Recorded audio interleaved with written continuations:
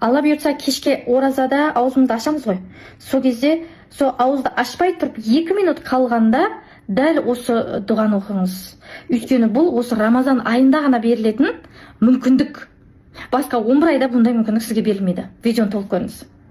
Ассаламу алейкум, алдарыңызда Айнұр Артықбайқызы. Дәл ауызды ашатын кезінде, кешке ауызды ашатын кезінде 2-3 минут қалған кезінде сіз уже дұға қылып бастау керексіз. Қандай дұға десеңіздер, дұғаның шарты мынандай: әуелі Аллаға мақтау, рахмани-рахим 3 рет. Одан кейін пайғамбарымыз саллаллаху алейхи вассаламға 3 рет салауат айтамыз. Одан кейін барып әр адам өзінің тілінде Аллаға дұға қылады. Алладан сұрап қаламыз. Осындай кезде сұрап қалуымыз керек. Осы өмірді де, дүниені де, қияметті де, ақыретті де, жәннатты да, денсаулықты да, байлықты да, шипаны да, не керек сізге да, не керек сізге Алладан, не сұрайсыз? Ол соның барлығын тура аузыңыз берік, аузыңызды ашатын кезінде бір 5 минут қалғанда отырыңызшы, өйстіп шын жүрекпен дұға қылыңызшы.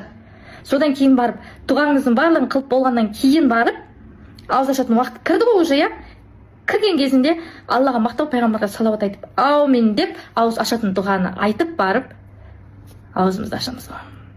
Сосын ауыз ашатын суды ертеге шығарып қойыңыздар. Өйткені періштелер жаннаттағы кәусар бұлағының тамшыларын тамызып кетеді екен.